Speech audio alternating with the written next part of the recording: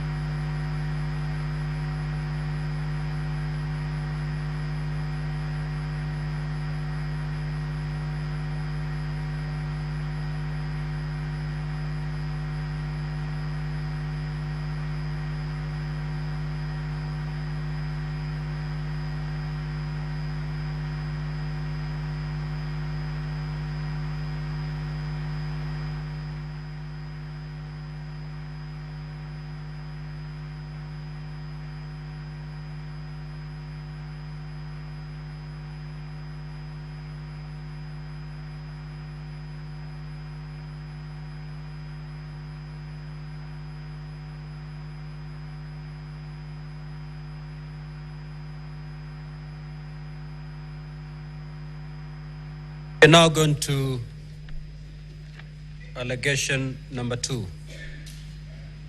It's been beamed on the screen. You may now vote.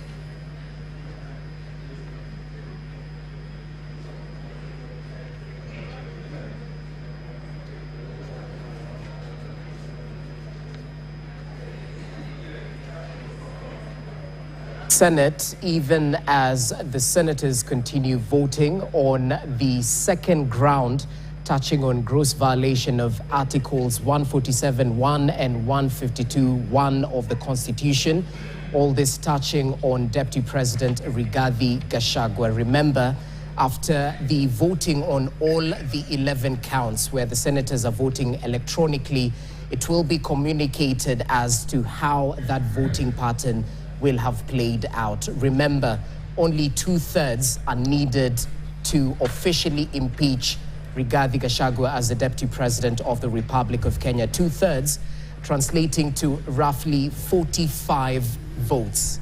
So remember, Rigathi Gachagua will stand impeached if if the senators actually vote to impeach him on any of the 11 grounds. So as you can see right now, those are the percentages on our screens. Those voting in the affirmative have been seen. Those voting against the impeachment motion are actually displayed as well. That's the second ground. They'll be going till the 11th charge. So we just want to hear from the speaker, who seems to be ushering the senators to the next count, which they'll be voting on, the next charge rather, which they'll be voting on. Remember, a total of 11 charges so far, right, Ashley? Oh, definitely. But it's equally good to just remind our viewers that Article 150 of the Constitution governs that the Deputy President's impeachment can be based on 3 grounds. That is, gross violation of the Constitution or any law, committing a crime under national or international law, and equally gross misconduct. It's equally important to note that yesterday, Deputy President Rigathi Gachagua pleaded not guilty to the 11 charges leveled against him. But even as we talk about yesterday, Jesse, it's been an interesting afternoon. Quite so. The events that transpired today, you know, at the Senate. Yes, and we'll definitely be evaluating what played out. Let's 3. just listen in to what the speaker is saying. Can you beam it? There we are. Honorable Senators, you may now proceed to vote on allegation number 3.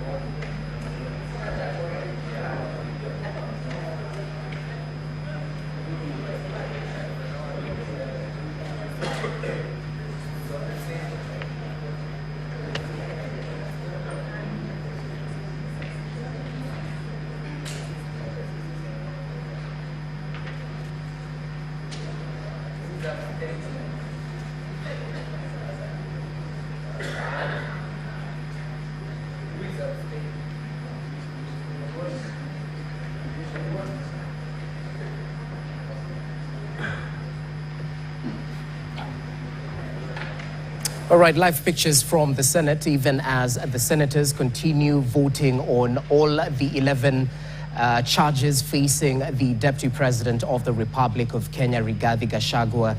And we're joined in studio by Javas Bigambo. We'll just be crossing over to... Let it be beamed on the screen. He has to Honorable say. Senators, you may now proceed to vote. Okay, it seems they're voting on the other grounds. Let's just converse on what exactly is happening, Javas. It's great to have you with us on an instrumental day in Kenya's history. We seem to be voting on the grounds. I'm not sure which specific ground this is, but according to the first charge, where the senators voted, up to 50 voted in the affirmative.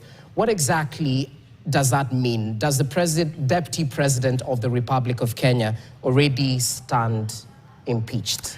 Well, just say thank you for having me tonight. What is very critical and clear to be understood by citizens in this country is that of the 11 charges that the Deputy President is facing, if any of the charges is affirmed by the Senate, on that single charge, the deputy president will have been considered to have violated the Constitution of Kenya 2010 and the laws of the land, and that alone makes the deputy president to stand impeached by the Senate. So, as a matter of fact, we all fathom this fact that all the 11 grounds do not have to be affirmed by the Senate for Rigathi Gachagua to be impeached as deputy president of the Republic of Kenya. Interesting. So just to get it right, for example, if you go back to Article 151B of the Constitution, it lists 3 grounds. So if he's guilty of gross violation of the Constitution or any law, then he goes, regardless. Remember, Ashley, that when Rigathi Gachagua on the 13th, I think I do recall, September 2022, he took his oath of office. He said he will defend and protect the Constitution of Kenya, and he sought the help of God. Defend and protect. If he violates the Constitution that he affirmed to defend and protect, then he will be impeached on the basis not just of the oath that he took, but on the basis of Article 150 of the Constitution. Okay. But I want us to now just go back to what we saw happen at the Senate earlier today. And we saw the lawyers and the legal team of the Deputy President argue that he has a right to a fair hearing and a trial, which others might argue did not happen because the Deputy President did not appear at the Senate when he was supposed to go to the floor of the House as a witness. Ashley, after 2 days of severing, the full majesty of legal and political drama in the Senate, we are seeing that tonight, the year of our Lord, the curtains are set to fall. And as we look at all this, in the closing hours of this entire process, the lead counsel of Rigathi Gachagua, Senior Counsel Paul Muite, argued that in the interest of justice, it is important that Senate gets to adjourn and give room for the Deputy President to recuperate and recover if possible, to enable him appear before the Senate for purposes of being cross-examined. Remember, as we look at all this, the Deputy President filed written submissions, including affidavits. All these are substantive and consequential. Now, when you look at Article 47 of the Constitution, and even matters that you are citing, the issue of fair trial. Fair trial is not just a theoretical issue in the Constitution. It is something that is properly sheltered and preserved by the Constitution. So, as a matter of natural justice, Rigathi Gachagua has to be heard, has to be represented, does not have to be condemned unheard. But what is the operational definition of the term heard in law? Heard does not mean just being in terms of sound bites and speaking out. By way of even his written submissions and affidavits, that is one way of submissions, and he will be heard, that will be considered. The other thing is appearing in person and voicing affirmations to the affidavits and the written submissions that he made. The cross-examination could be a question of corroboration and him owning up the statements that he initially wrote. And so far I can argue that it is going to be a very interesting unfolding situation in the weeks ahead, how the counsel for Rigathi Gachagua, who stormed out of the Senate in protest, will perpetuate this issue of the right to be heard before the courts in the interest of Rigathi Gachagua, now that Senate is carrying forward or carrying on with the issue of impeachment of Rigathi Gachagua pursuant to the timelines and the mandate that falls upon the shoulders of the Senate by way of the Constitution and the standing orders. Because that's what exactly the lawyers argued on, you know, sub-article 6 of Article 145, and it states that the Senate shall, after according the President, that in this case the Deputy President, an opportunity to be heard, vote on the impeachment charges. Exactly, and that's why I said the issue of according or affording the right to be heard. So far, in the last 2 days, Senate has been hearing or listening to the charges by way of the National Assembly presenting the charges. We have had counsel for Rigathi Gachagua presenting themselves. Remember from the opening statements, up to the time when it was announced that Rigathi Gachagua is now indisposed. So Senate has been listening to both sides. I can assure you that except for the 2 hours or 2.5 hours that were remaining to conclude the entire work of listening to the charges and the evidence and corroborating for purposes of substantiating any of the charges, Senate has done its best. And remember that even after the lunch break, Senate adjourned to make sure that counsel for Rigathi Gachagua avails their client for purposes of the cross-examination. In terms of matters procedure, Senate has done what is possible under the timelines that it has to consider what is procedurally fair and just for Rigathi Gachagua. Of course, remember that the high walls of separation of powers grant the legislature, in this case the Senate, to consider its work within the framework of operation, which are the standing orders and the constitution of the land. Okay. Well, what do you think will play out in the corridors of justice? Because taking a look at what the Deputy President's team did earlier on, up to 26 court cases were filed in the corridors of justice, and them walking out right after the senators decided not to extend this sitting to Saturday to give the Deputy President time to recuperate. Well, what will the courts say? There's some who argue that an impeachment in absentia is a flawed impeachment. The worth of jurisprudence affirms that actually the corridors of justice are not static.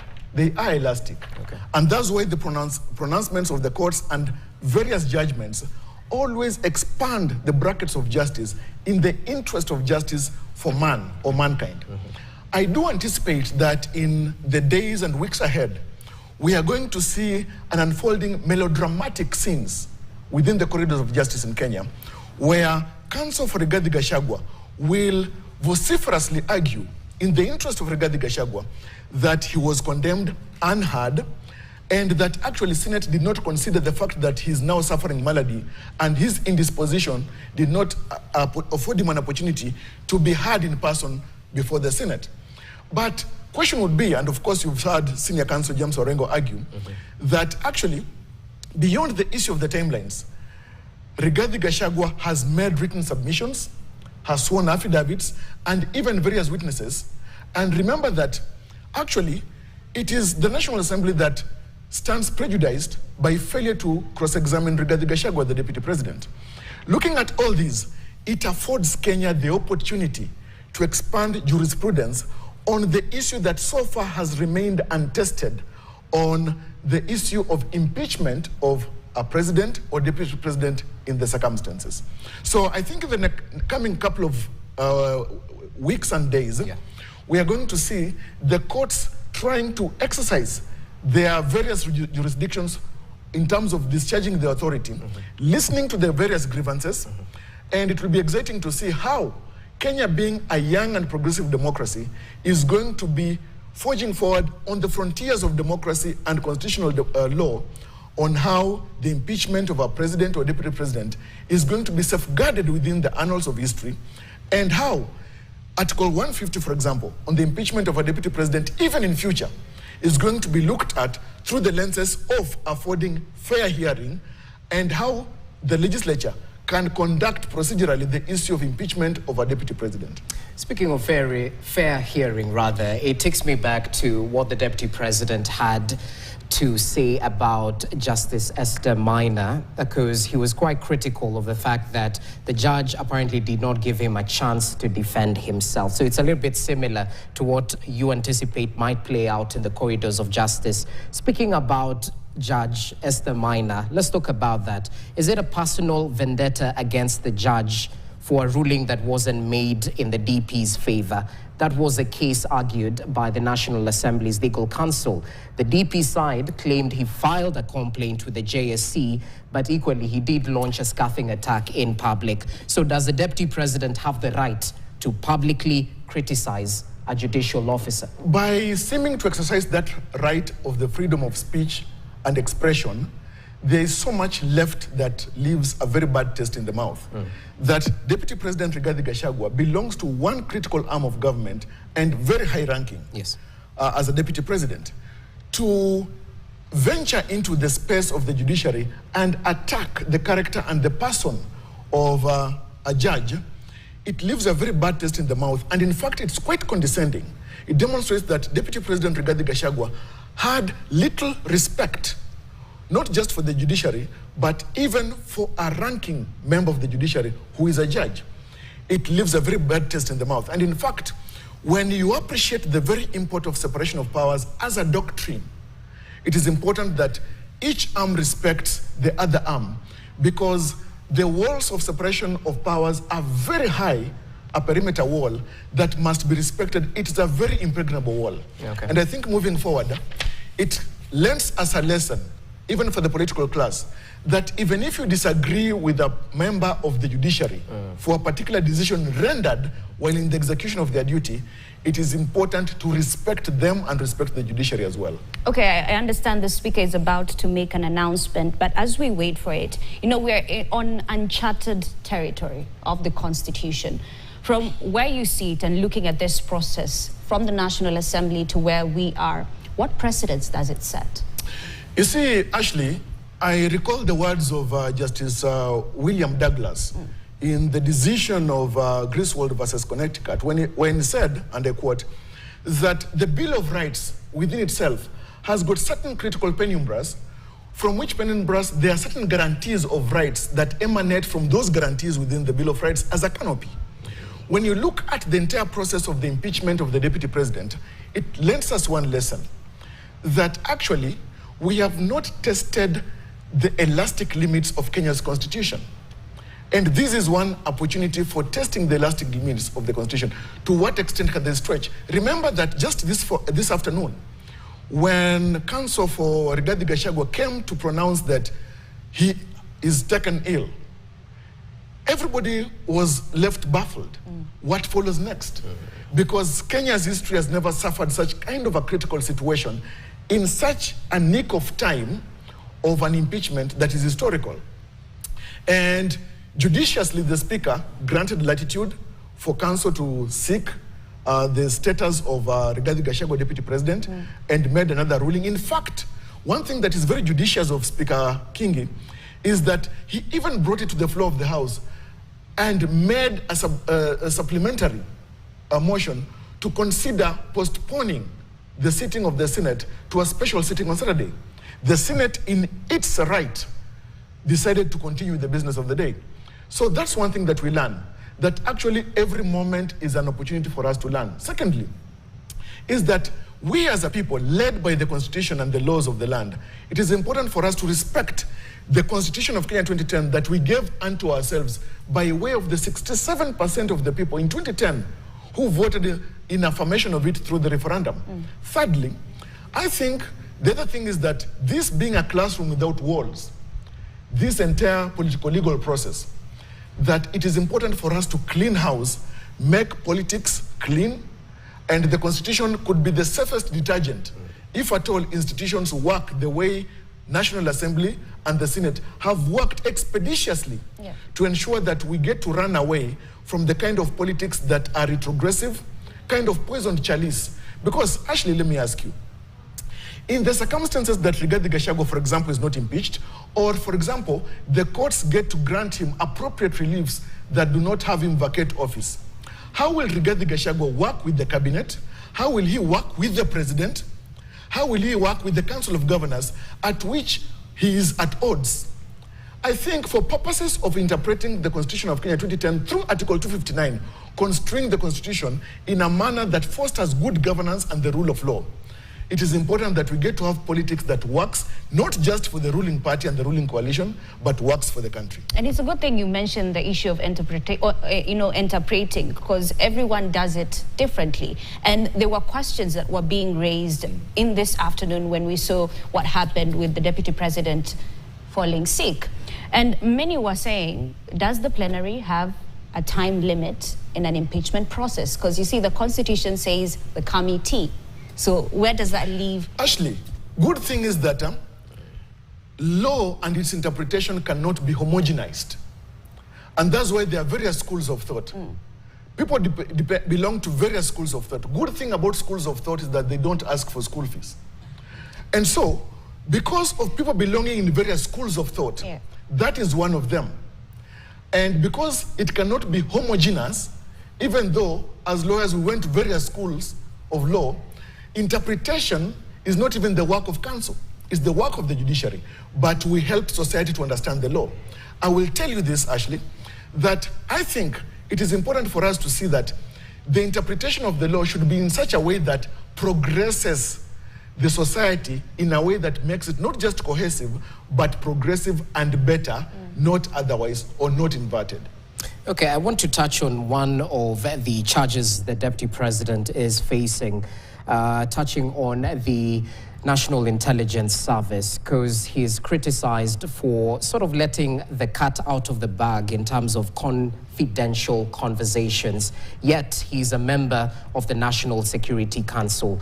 So, from your take, did NIS truly drop the ball when it comes to the Finance Bill 2024 protest, or did the DP's speech in Mombasa stir the pot since he's a member of the NSC despite the spirit of institutional leadership? Can he raise these questions in the NSC forum?